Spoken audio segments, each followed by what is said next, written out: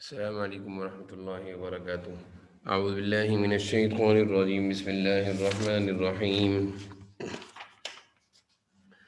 وقال الملك ائتوني به فلما جاءه الرسول قال ارجع إلى ربك فاسأله ما بال النسوة اللاتي قطعن أيديهن إن ربي بكيدهن عليم۔ قال ما خطبكن إذ راوتن يوسف عن نفسه قلنا حاش لله ما علمنا عليه من سوء۔ قالت امرأة العزيز الآن حصحص الحق أنا راودته عن نفسه وإنه لمن الصادقين، ذلك ليعلم أني لم أخنه بالغيب وأن الله لا يهدي كيد الخائنين۔ وما أبرئ نفسي إن النفس لأمارة بالسوء إلا ما رحم ربي إن ربي غفور رحيم۔ صدق اللہ مولانا العظیم۔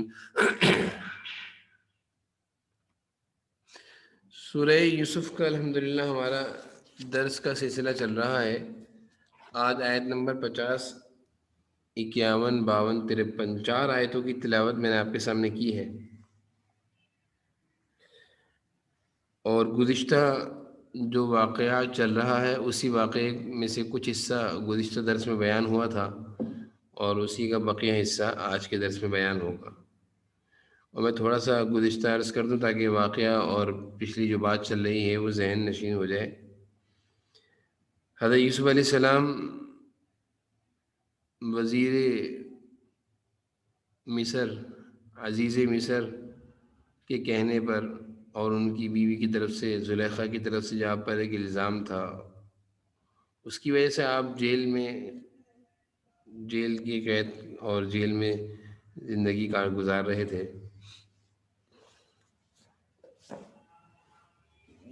جیل میں رہتے ہوئے جو 2 قیدی تھے وہ آپ کی خواب کی تعبیر کی مہارت سے متاثر ہوئے تھے۔ تو ان میں سے ایک قیدی بادشاہ کا خادم تھا، اور جب بادشاہ نے ایک ایسا خواب دیکھا جس کی تعبیر کوئی نہیں بتا پا رہا تھا تو اس قیدی کو ایک دم یاد آیا کہ جیل میں ایک قیدی ہے جو جیل میں ہے، بند ہے، لیکن خواب کی تعبیر بہت اچھی طرح جانتا ہے۔ تو اس نے ایک دم سے بادشاہ وقت سے کہا آپ پریشان نہ ہوں، میں ابھی آپ کے خواب کی تعبیر لے کر آتا ہوں۔ اور یہ دوڑا ہوا حضرت یوسف علیہ السلام کے پاس جیل میں گیا اور حضرت یوسف علیہ السلام کو بادشاہ کا خواب سنایا کہ بادشاہ وقت نے، مصر کے بادشاہ نے یہ خواب دیکھا ہے۔ بادشاہوں کا خواب تھا، اپنی سلطنت پر آتے ہوئے مشکل حالات کو وہ خواب میں دیکھتا ہے۔ حضرت یوسف علیہ السلام نے اس خواب کی تعبیر اس پیارے انداز میں بیان فرمائی کہ مشکل حالات کی بھی خبر دی اور مشکل حالات سے نمٹنے کا طریقہ بھی بتایا۔ ایک تو ہوتا ہے مشکلات کا بتا دینا، ایک ہوتا ہے مشکلات سے نکلنے کا راستہ بھی بتا دینا۔ یہ کمال درجے کی مہارت ہوتی ہے۔ ایک ہوتا ہے بیماری کا بتا دینا، ایک ہوتا ہے بیماری سے نکلنے کے لیے اچھی دوائی تجویز کرنا، تشخیص کرنا۔ ایک ڈاکٹر وہ ہے جو بیماری کی تشخیص اچھی کرتا ہے، پتہ کر لیتا ہے کہ بیماری کیا ہے، لیکن دوائی اچھی نہیں دیتا، آتی نہیں اس کو دوائی صحیح دینا۔ تو اور ایک ڈاکٹر وہ ہوتا ہے جو بیماری بھی صحیح طریقے سے پکڑتا ہے اور اس کا علاج بھی اچھا تجویز کرتا ہے جس سے لوگوں کو فائدہ ہوتا ہے۔ تو یہ ہے کمال درجے کی مہارت۔ حضرت یوسف علیہ السلام کو اللہ تعالیٰ نے اسی طرح کی کچھ مہارت دی ہوئی تھی کہ حضرت یوسف علیہ السلام نے خواب کی تعبیر اس طور پر بتائی کہ آنے والے مشکل حالات کی خبر دی کہ بادشاہ وقت سے کہو کہ مصر میں مشکل گھڑیاں اور مشکل حالات آنے والے ہیں، اور مشکل حالات سے نکلنے کا آسانی کا راستہ بھی بتا دیا کہ اس راستے کے اختیار کرنے سے مشکل حالات سے آرام سے نکل جائیں گے۔ تو بادشاہ وقت کو جب جا کر اس خادم نے، بادشاہ کا جو نوکر تھا، ملازم تھا، خواب بتایا، خواب کی تعبیر بتائی اور نکلنے کا راستہ بتایا، تو وہ بادشاہ بڑا متاثر ہوا کہ اتنا قیمتی آدمی اور اتنا کام کا آدمی ایک جیل میں پڑا ہوا ہے. ایسے آدمی کو تو بڑا مرتبہ اور بڑا عہدہ اور بڑے منصب سے نوازنا چاہیے. اور بادشاہ وقت نے اس خواب کی تعبیر کو سننے کے بعد دل ہی دل میں یہ ارادہ کر لیا تھا کہ میں اس کو جیل سے نکال کر اپنا خاص بناؤں گا. یعنی مصر کی اہم ذمہ داری اور بادشاہت کی اہم ذمہ داری، شاہی ذمہ داریوں میں سے کوئی اہم ذمہ داری ان کو میں دوں گا، کیونکہ ایسا قیمتی آدمی ہے. میں نے گزشتہ درس میں بھی یہ بات عرض کی تھی کہ انسان کی صلاحیتیں انسان کو اونچا کرتی ہیں. اللہ تعالیٰ کا فضل ہو اور اس کے اندر صلاحیت ہو تو یہ انسان کامیابی کے راستے کو طے کرتا ہے. صلاحیتیں ہوں، اللہ کا فضل نہ ہو، یہ بھی ناکام ہے، یہ ناکام ہے. اللہ کا فضل ہو تو پھر انسان کی کامیابی کے راستے کھلتے ہیں. بہت سارے ایسے لوگ ہیں جن کے ہاتھ میں ڈگریاں تو بڑی بڑی ہوتی ہیں اور بڑے انہوں نے محنت سے، کوششوں سے ترقی اور اپنی تعلیم پر محنت کی ہوتی ہے، لیکن زندگی میں کچھ ایسے کام کر بیٹھتے ہیں جس سے اللہ کا فضل ان سے دور ہو جاتا ہے. تو وہ خالی ڈگریاں لے کر گھوم رہے ہوتے ہیں اور ڈگریوں سے یعنی قوم کو اور اپنے ملک کو وہ کوئی فائدہ نہیں پہنچا رہے ہوتے. یعنی ان کی جو صلاحیتیں ہوتی ہیں اس صلاحیت سے کسی کو کوئی فائدہ نہیں پہنچ رہا ہوتا. اب ایک انجینئر ہے، اتنی محنت کر کے وہ انجینئر بنتا ہے، اتنی محنت کر کے وہ انجینئر کی ڈگریاں حاصل کرتا ہے، اور انجینئر بننے کے بعد اب وہ قوم کو فائدہ نہیں پہنچا رہا. یہ اس کی ڈگریوں سے، اس کے مہارت سے قوم کو فائدہ نہیں پہنچ رہا کسی کو، تو یہ تو بیکار ہے. ایسی انجینئر اتنی محنت سے اس نے پڑھا. تو اللہ کا فضل ہو اور مہارت ہو تو انسان بڑے اونچے کامیابی کے راستے اور سفر طے کرتا ہے. تو حضرت یوسف علیہ السلام پر اللہ تعالیٰ کا خصوصی فضل تھا اور مہارت بھی تھی. تو بادشاہ نے جب دیکھا کہ ایک ایسا آدمی ہے تو متاثر ہو گیا. انسان اپنے اخلاق سے، اپنے کردار سے، اپنی صلاحیتوں سے دوسرے کو متاثر کرتا ہے، اور یہی اچھی چیز ہے. ایک تو ہوتا ہے نا زبانی جمع پونجی اور زبانی خرچی لگانا کہ میں ایسا ہوں، میں ایسا ہوں، اور ایک یہ کہ اپنی کارکردگی سے، اپنے کام سے، اپنی محنت سے، اپنی صلاحیتوں سے اگلے کو متاثر کرنا، اگلے کو کچھ کر کے دکھا دینا. تو حضرت یوسف علیہ السلام نے بھی اپنی صلاحیتوں سے جیل میں تقریر نہیں کی تھی کہ میرے اندر یہ صلاحیت ہے، بلکہ جیل سے خواب کی تعبیر کا پیغام بھیج دیا تھا، جس سے بادشاہ وقت متاثر ہوا اور اس نے ارادہ کر لیا کہ یہ بہت قیمتی نوجوان ہے، اس کو تو میں اپنا مصر کا بادشاہ بناؤں گا، یا اپنی اہم بادشاہت یعنی اپنے دربار کی اہم ذمہ داریاں ان کو سونپوں گا. تو بادشاہ نے فوراً اس خادم سے کہا جو بادشاہ کا ملازم تھا کہ جاؤ اس کو نکال کر لے کر آؤ. وقال الملک اتونی بھی، لے کر آؤ اس کو میرے پاس. اس آیت میں وقال الملک اتونی بھی، یہ کون ہے؟ یوسف ہے، اس کو لے کر آؤ، جیل سے نکالو. بادشاہ کو معلوم نہیں تھا. تو یہ دوڑا ہوا ہے. فلما جاءہ الرسول، رسول کہتے ہیں پیغام پہنچانے والا، پیغام لے کر آنے والا، جس کو سفیر بھی کہتے ہیں، سفیر. اور اللہ کے نبیوں کو رسول بھی اس لیے کہتے ہیں کہ وہ اللہ کا پیغام اللہ کے بندوں تک پہنچاتے ہیں. اللہ کے نبیوں کو رسول اس لیے ہی کہا جاتا ہے کہ وہ اللہ کا پیغام بندوں تک پہنچاتے ہیں. اور یہاں پہ بادشاہ کے جو ملازم تھا اس کو رسول اس لیے کہا کہ وہ بادشاہ کا پیغام حضرت یوسف علیہ السلام تک پہنچا رہا ہے. فلما جاءہ الرسول، چنانچہ جب وہ ان کے پاس ایلچی یعنی سفیر پہنچا، قال ارجع، اور اس نے جا کر یوسف علیہ السلام سے کہا ہوگا کہ بادشاہ آپ کو بلا رہے ہیں، بادشاہ آپ کو بلا رہے ہیں، آپ سے بادشاہ بہت متاثر ہو گئے. تو یوسف علیہ السلام نے انکار کر دیا کہ میں ایسے نہیں آؤں گا جیل سے باہر.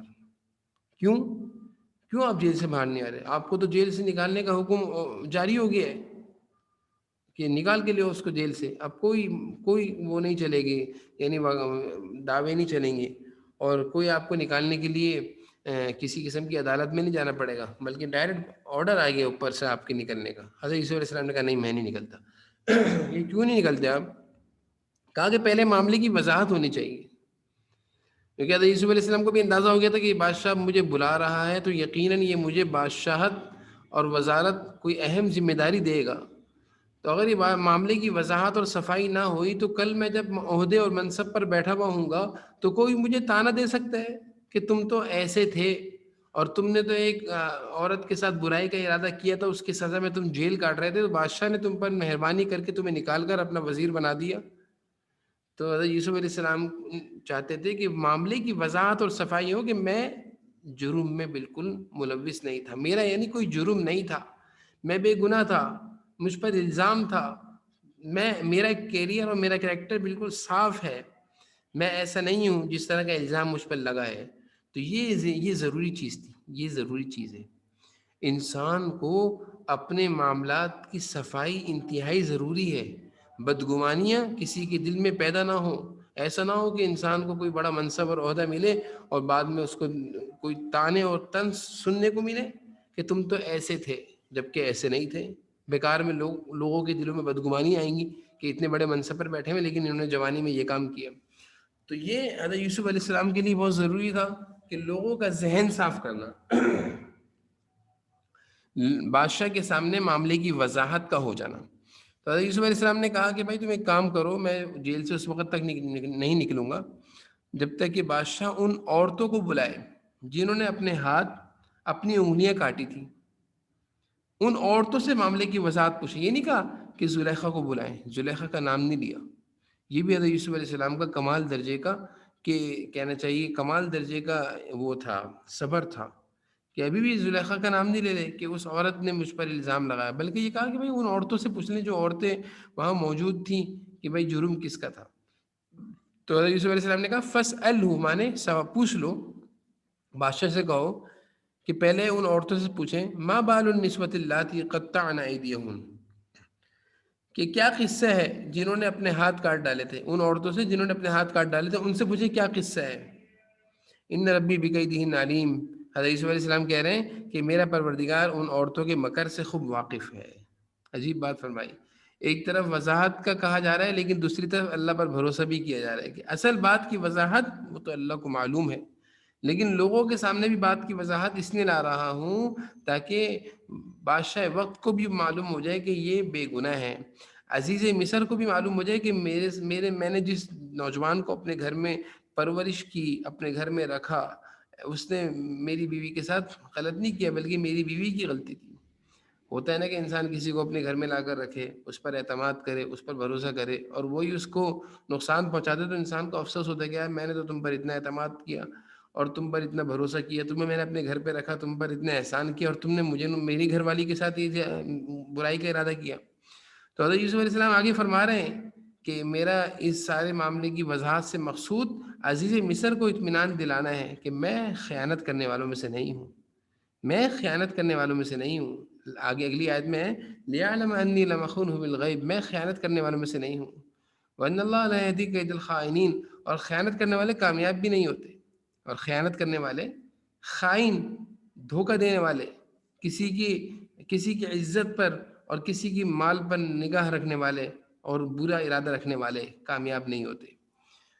تو حضرت یوسف علیہ السلام نے کہا کہ ان عورتوں سے اس معاملے کی وضاحت کی جائے۔ چنانچہ بادشاہ نے ان عورتوں کو بلایا، ساری عورتوں کو جمع کیا، یہ وہی عورتیں ہیں جو زلیخا کی سہیلیاں تھیں، اور بادشاہ نے پوچھا ما خطبکن اذ راوتن یوسف عن نفسک، بادشاہ نے ان عورتوں کو بلا کر ان سے کہا کہ تمہارا کیا قصہ تھا جب تم نے یوسف کو ورغلانے کی کوشش کی تھی، اذ راوتن، تم سب نے مل کر یوسف کو ورغلانے کی کوشش کی تھی۔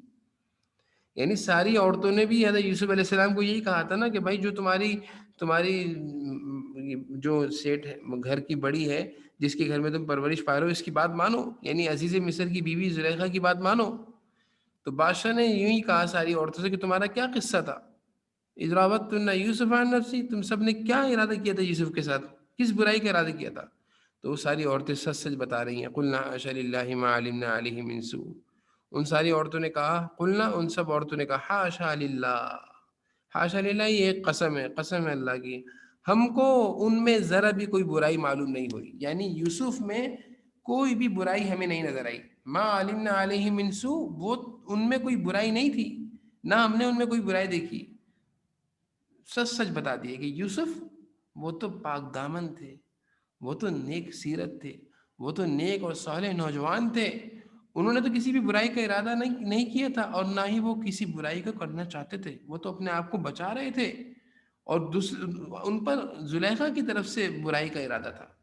جب زلیخا نے دیکھا کہ اب تو بات کی وضاحت ہو گئی اور بات کھل کر سامنے آ گئی بادشاہ کے سامنے، تو پھر زلیخا خود ہی بول پڑی، قالت امرأۃ العزیز الآن، عزیز مصر کی بیوی نے کہا اب تو حق بات سب پر کھل ہی گئی ہے۔ عزیز قال عزیز مصر امرأۃ العزیز، عزیز مصر یعنی وزیر مصر کی بیوی نے کہا الآن، اب تو حس حس الحق، حق بات کھل کر واضح ہو گئی ہے، سچی بات واضح ہو گئی ہے کہ سچ کیا ہے۔ اور پھر اس نے کہا انا راودتہ عن نفسی وانہ لمن الصادقین، میں ہی ان کو برائی کی طرف مائل کر رہی تھی، ان کو برائی کی طرف کھینچ رہی تھی، وَإِنَّهُ لَمِنَ الصَّادِقِينَ، یہ تو سچے ہیں، انہوں نے تو برائی کی طرف آنے کا بالکل بھی ارادہ نہیں کیا، اور یہ بھاگتے ہی رہے، بچتے ہی رہے، اور اسی سزا میں انہوں نے جیل کاٹی، ان کا کوئی جرم نہیں تھا۔ تو یہ تھا، یہ جو آیت نمبر 51 ہے، اس آیت میں حضرت یوسف علیہ السلام کی برات اور صفائی اور ان کے اور وہ عورتیں جنہوں نے جو اس پورے معاملے کو جانتی تھیں، ان کی زبان سے ان کی برات کا اظہار ہو گیا۔ یہ اصل چیز ہے۔ حضرت یوسف علیہ السلام یہی چاہتے تھے کہ بادشاہی وقت کے سامنے اور وزیر مصر کے سامنے اور جن جن تک یہ بات پہنچی ہے ان کو معاملے کی وضاحت معلوم چل جائے کہ بھائی میرا کوئی جرم نہیں ہے۔ کل کو کوئی مجھے تانے دے گا جب میں بادشاہ کی سلطنت پر یا بادشاہ کی اہم ذمہ داری سنبھال رہا ہوں گا، شاہی دربار کی اہم ذمہ داری میں سنبھال رہا ہوں گا، اس وقت اگر مجھے کسی نے کچھ کہہ دیا تم تو ایسے تھے، اب کوئی کچھ نہیں کہہ سکے گا، کیونکہ سب کے سامنے معاملے کی وضاحت ہو گئی ہے۔ تو کبھی کبھی انسان کو اس طرح کے معاملے کی وضاحت کرنا پڑتی ہے۔ جیسے مثال ہے، انسان کسی آفس میں کام کرتا ہے، چوری کا الزام لگ جائے اور اس الزام میں اس کو کیا نام ہے اپنا ملامت کیا جائے، اور آخر میں یہ طے ہو کہ بھائی آپ نوکری چھوڑ کر خاموشی سے چلے جائیں، تو وہ کیا ہوتا ہے کہ اگر وہ نوکری چھوڑ کر خاموشی سے جاتا ہے تو اس سے معاملہ یہ ہوتا ہے کہ واقعی چور تھے جبھی تو چلے گئے خاموشی سے، چور تھے جبھی تو خاموشی سے نکل گئے۔ اور اگر وہ انسان تھوڑی سی کوشش کرے کہ بھائی معاملے کی وضاحت ہو جائے، میں ایسا نہیں تھا، میں نے ایسی کوئی غلطی نہیں کری، تو اس صورت میں کیا ہوتا ہے کہ آئندہ کے لیے اس کا کیریئر محفوظ ہو جاتا ہے کہ نہیں یار یہ ایسے نہیں تھے۔ کہیں بھی جائے گا پوچھا جائے گا کہ فلاں ادارے سے آپ نے کیوں چھوڑا، آپ کرپٹ تھے، آپ نے کرپشن کی تھی، تو وہ بتا سکتا ہے کہ آپ اس ادارے میں میری وضاحت کر لیں، میں ایسا نہیں تھا، مجھ پر ایک جھوٹا الزام لگا تھا۔ تو یہ اصل چیز ہے کہ انسان اپنا دامن اپنا ضمیر صاف رکھے۔ کل کو یہ بڑی بڑی ضرورت پڑتی ہے انسان کو، معاشرے میں اس کی بڑی ضرورت پڑتی ہے۔ اگر معاشرے میں کسی کے بارے میں کوئی برا چرچا چل پڑے، کوئی بری بات چل پڑے، خاندان میں ہی چل پڑے یا اداروں میں چل پڑے، تو پھر یہ انسان منہ چھپاتا پھرتا ہے۔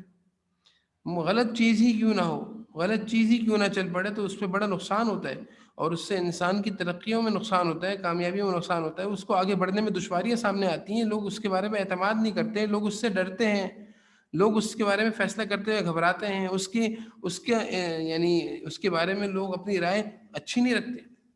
تو حضرت یوسف علیہ السلام نے ان ساری چیزوں سے بچنے کے لیے اس معاملے کی وضاحت کری۔ اب جب معاملے کی وضاحت ہو گئی تو اگلی آیت میں یوسف علیہ السلام کہہ رہے ہیں یہ سب کچھ میں نے کیوں کیا؟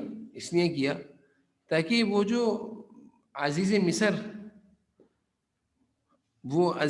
جو مجھے مصر کی بازار سے خرید کر اپنے گھر لایا تھا اور اپنی بیوی سے کہا تھا کہ میرا خیال رکھنا، یہ کوئی عام غلام نہیں، اور مجھ پر بہت اس نے احسان کیا تھا، مجھے بڑے اچھے طریقے سے اپنے گھر میں رکھا تھا، اس کو میری طرف سے تکلیف نہ پہنچے کہ یار میں نے تو اس کو اتنا احسان کیا اور اس نے میرے ساتھ میری بیوی کے ساتھ خیانت کری، یعنی میری عزت پر حملہ کیا۔ حضرت یوسف علیہ السلام کہہ رہے ہیں جب لِيَعْلَمَ أَنِّي لَمْ أَخُونْهُ بِالْغَيْبِ، یہ سب کچھ میں نے اس لیے کیا تاکہ عزیز کو یہ بات یقین کے ساتھ معلوم ہو جائے کہ میں نے اس کی غیر موجودگی میں اس کے ساتھ کوئی خیانت نہیں کی، یعنی اس کی بیوی کے ساتھ کوئی برا ارادہ میرا نہیں تھا۔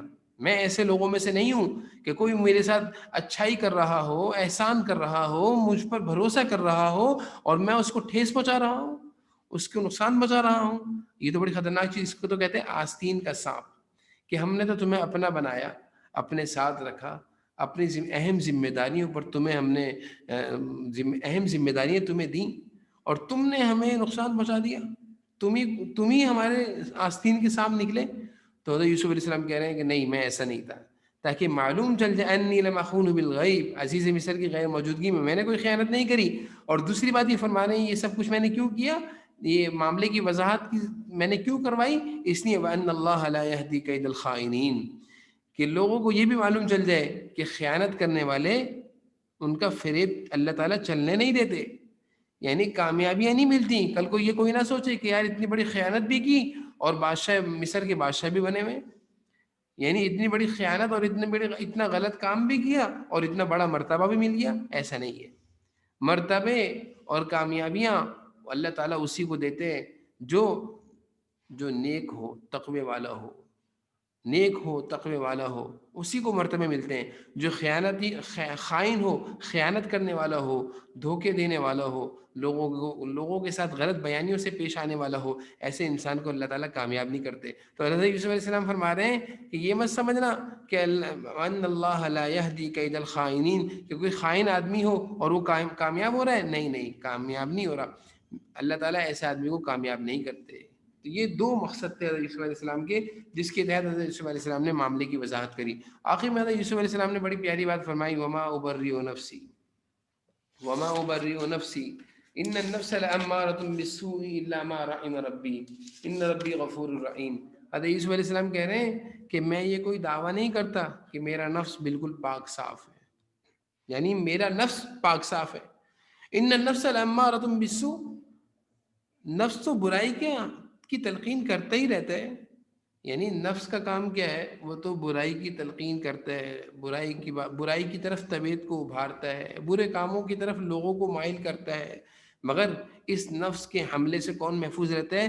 جس پر میرے رب کا فضل ہو، رحم ہو. ان ربی غفور الرحیم، میرا رب بڑا بخشنے والا ہے، بڑا رحم فرمانے والا ہے. اس آیت میں یوسف علیہ السلام نے اس سارے واقعے کے بعد یہ بیان فرمایا کہ دیکھو یہ میرا کوئی کمال نہیں کہ اتنے بڑے گناہ سے میں بچ گیا. انسان تو یہی کہتا ہے نا، جب انسان سے کوئی کام ہو جائے تو کہتا ہے میں نے یہ کیا، میں نے یہ کیا. اور نبیوں کی تعلیم دیکھیں کہ سب کچھ کے بعد آخر میں کیا فرما رہے ہیں کہ میرا کوئی کمال نہیں ہے، میرے رب کا مجھ پر فضل ہے کہ اللہ نے مجھے اتنے بڑے گناہ سے بچا دیا. تو انسان کو یہاں سے زندگی گزارنے کا ایک بہت اہم اصول مل رہا ہے کہ اللہ تعالیٰ اگر کسی گناہ سے بچا لیں اور کسی نیکی کی کام کے کرنے کی توفیق دے دیں، اللہ تعالیٰ کسی اچھائی اور کسی کار خیر کا ذریعہ بنا دیں، کوئی کامیابی کے راستے پر کوئی کامیابی کا بڑا کام اللہ تعالیٰ لے لیں، یا اللہ تعالیٰ کوئی دین کی خدمت لے لیں، یا اللہ تعالیٰ کسی کے ساتھ کوئی خیر خواہی کا بڑا کام لے لیں، تو انسان کو ان ساری چیزوں کے آخر میں اور شروع میں یہی تصور رکھنا چاہیے کہ میرا کوئی کمال نہیں ہے، یہ اللہ کا فضل ہے، اللہ کا رحم ہے، اللہ کی مہربانی ہے کہ اللہ نے مجھے اس کام کے لیے قبول کر لیا، اللہ نے مجھے اس برائی سے بچا لیا، اللہ نے مجھے اس گناہ سے بچا لیا. یہ اصل چیز ہے، یہ اصل چیز ہے.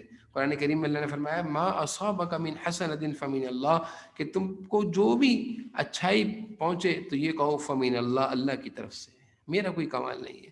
انسان کہاں ڈوبتا ہے، کہاں نقصان کرتا ہے، کہاں چوٹ کھاتا ہے کہ جب وہ اپنے کمالات کو اپنا کمال سمجھ رہا ہوتا ہے، اپنے کمالات کو، اپنی مہارت کو، اپنی صلاحیتوں کا نتیجہ سمجھ رہا ہوتا ہے کہ میں نے یہ کیا، میری یہ محنت تھی، میں نے یہ کوشش کری. ایسا کرنے سے انسان ایک وقت ایسا آتا ہے کہ اللہ تعالیٰ اس کو لا کر کسی ایسے مشکل وقت میں کھڑا کر دیتے ہیں اور پھر وہ دل میں کہتا ہے ارے میں کچھ نہیں ہوں، میں کچھ نہیں ہوں، مجھ سے غلطی ہو گئی تھی، میں نے اس وقت اتنی بڑی بات کہہ دی کہ میں بہت کچھ ہوں. تو انسان کو کبھی بھی اپنے کو کچھ سمجھنا نہیں چاہیے، بلکہ ہمیشہ اللہ کے فضل پر اور اللہ کی مہربانیوں پر نظر رہنی چاہیے کہ جو کچھ ہو رہا ہے خیر کے کام مجھ سے ہو رہے ہیں، یہ خیر کے کاموں کی مجھے توفیق مل رہی ہے، یہ برائیوں سے میں بچ رہا ہوں، یہ گناہوں سے میں بچ رہا ہوں، تو میرے اللہ کا فضل ہے، میرے اللہ کا فضل ہے. جیسے بسا اوقات انسان کسی ادارے میں ہوتا ہے اور اس کے سامنے کوئی بہت بڑی اس کو یعنی آفر آتی ہے، اور وہ آفر سود اور رشوت پر مبنی ہوتی ہے کہ آپ یہ کام کر لیں آپ کو اتنے لاکھ روپے ملیں گے، لیکن وہ خدا کے خوف سے اس سود اور اس رشوت سے اپنے آپ کو بچاتا ہے اور اس بڑی آفر کو ٹھکرا دیتا ہے، تو یہ اس کا اللہ پر فضل ہے. اب اس کے بعد وہ کہتے ہیں دیکھو میں نے کیسے سود سے اپنے آپ کو بچایا، کیسے میں نے رشوت سے بچایا، اور کیسے میں نے حرام خوری سے اپنے آپ کو بچایا. تو یہ نقصان والی بات ہے، یہ چوٹ کھا رہا ہے، یہ غلط کر رہا ہے. اس کو یہ چاہیے تھا یوسف علیہ السلام والی زندگی میں ما ابری نفسی، میرا کوئی کمال نہیں، میرا نفس کوئی پاک نہیں ہے، میرا نفس تو ہمیشہ برائی کی طرف بلاتا ہے، مگر جس پر اللہ کا فضل ہو. انسان کے اندر اللہ نے ایک نفس رکھا ہے، نفس جس کو کہتے ہیں طبیعت، مزاج. اور وہ نفس کیا ہے؟ حضور صلی اللہ علیہ وسلم نے ایک دفعہ صحابہ کے سامنے فرمایا، آپ صلی اللہ علیہ وسلم نے ایک دفعہ صحابہ کی مجلس میں فرمایا کہ تمہارا اس دوست کے بارے میں کیا خیال ہے؟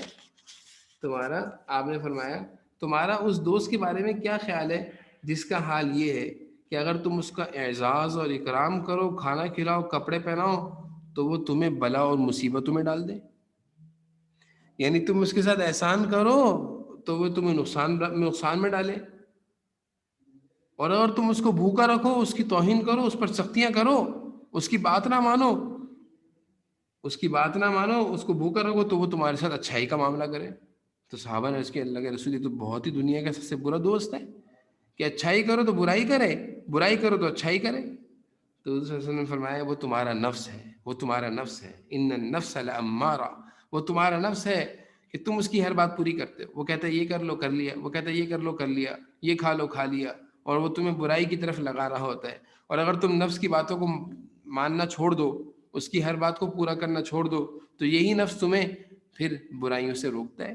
اس کی طبیعت میں سختیاں، یعنی انسان ہے اپنی طبیعت پر محنت کرتا ہے، اپنی عادتوں پر محنت کرتا ہے، اور اپنی ہر بات پوری نہیں کرتا، بلکہ دیکھتا ہے کہ جائز ہے، ناجائز ہے، ناجائز ہے تو چھوڑ دیتا ہے چاہے کتنا ہی دل چاہ رہا ہو. تو یہ اپنے نفس پر محنت کر رہا ہے، یہ اپنی عادتوں پر محنت کر رہا ہے. اور اگر ہر بات اپنی جائز ناجائز پوری کر رہا ہے تو اپنے نفس کو بگاڑ رہا ہے، یہ اپنی عادتوں کو بگاڑ رہا ہے. تو قرآن کریم میں اللہ تعالیٰ نے اس طرح کے تین نفسوں کو بیان فرمایا کہ انسان کی تین طرح کی عادتیں، تین طرح کے نفس انسان کے اندر موجود ہیں. ایک نفس تو وہ ہے جس کا اللہ فرما رہا ہے ان النفس لامارہ، ان النفس لامارہ، کہ یہ نفس جس کا ہو، اس کے اندر، جس کے اندر یہ بات ہو کہ ہر وقت برائی، ہر وقت برائی کی عادت، ہر کام میں برائی. لامارہ کہتے ہیں برے کاموں کا حکم دینے والا نفس، برے کاموں کا حکم دینے والا، برے کاموں کی طرف چلانے والا. تو جب انسان اپنے اس نفس کے تقاضے کو پورا نہیں کرتا، جو برائی کا اس کو دعوت دے رہا ہے برائی کی طرف، اور اس کی ہر بات پوری نہیں کرتا، تو یہی نفس اس کا لوامہ بن جاتا ہے. لا اقسم بالنفس ولا اقسم بالنفس اللوامہ، اللہ نے اس کا بھی ذکر فرمایا سورۃ القیامہ میں 29ویں پارے میں، ولا اقسم بالنفس اللوامہ، کہ اب اس نے جب اپنے نفس کی ہر بات پوری نہ کری تو اب یہی نفس لوامہ بن گیا، یعنی برے کاموں پر اس کو ملامت کرتا ہے اور توبہ کرنے کا کہتا ہے کہ بھائی تو نے غلط کیا تو توبہ کر لے. اس کی تھوڑی سی محنت سے کیا ہوا کہ اس کی عادت میں بہتری آ گئی کہ اب کوئی غلط کام ہوا تو لوامہ اس کو ملامت کر رہا ہے کہ میں تو نے غلط کی ہے، توبہ کر. اور یہ مزید اس پر محنت کرتا ہے، توبہ کرتا ہے، معافی مانگتا ہے، تو ایک وقت آتا ہے کہ اللہ تعالیٰ اس کو نفس مطمئنہ بنا دیتے ہیں. یا ایتھا النفس المطمئنہ، سورہ فجر پارہ نمبر 30 میں. نفس مطمئنہ کیا ہے کہ اب اس کا نفس مسلسل مجاہدے کی برکت سے، عبادتوں کی برکت سے، اور ہر بات اس نے اپنے نفس کی نہ مانی اس کی برکت سے، اب اس کا نفس پاک ہو گیا ہے، مطمئنہ ہو گیا ہے. اس کی طبیعت میں اب اچھائی غالب ہو گئی ہے، اس کی طبیعت سے اب برائی ختم ہو گئی ہے، اس کی طبیعت میں اب اچھائی کے جذبات غالب آ گئے ہیں. یہ آخری درجہ ہے، یہ آخری میں درجہ ملتا ہے. جیسے اللہ کے نیک بندوں کو ہی درجہ نصیب ہوتا ہے، صلحاء، اتقیاء، اولیاء کو ہی درجہ نصیب ہوتا ہے کہ ان کے اندر انہوں نے اپنے نفس کی بات کو بار بار ٹھکرایا ہوتا ہے، بار بار ٹھکراتے ہیں، ہر بات پوری نہیں کرتے. تو ایک وقت آتا ہے کہ ان کا نفس مطمئنہ بن جاتا ہے کہ وہ اچھائی کی طرف اچھی طبیعت بن جاتی ہے، اچھا مزاج بن جاتا ہے کہ بری مزاج اور بری عادت اس کے اندر سے ختم ہو جاتی ہے. تو محنت انسان کو اس درجے کی کرنی ہے اپنے آپ پر. محنت انسان کو، ہم سب کو اس درجے کی کرنی ہے کہ ابھی ہمارا نفس کیا ہے، ہمیں برے کاموں کا کہتا ہے، ہم نے اس کی بات نہیں ماننی. ایک وقت آئے گا کہ وہ ہمیں برائی ہونے کے بعد ملامت کرے گا کہ تجھ سے برائی ہوگی، توبہ کر. جب ہم برابر توبہ کرتے رہیں گے تو ایک وقت ایسا آئے گا کہ وہی نفس جس میں برائی کے جذبے آتے تھے اب اس میں اچھائی کے جذبے برابر آئے کریں گے. اللہ تعالی ہمیں ان ساری باتوں کو سمجھنے کی اور ان پر عمل کی توفیق نصیب فرمائے. وآخر دعوانا الحمد للہ رب العالمین. السلام علیکم.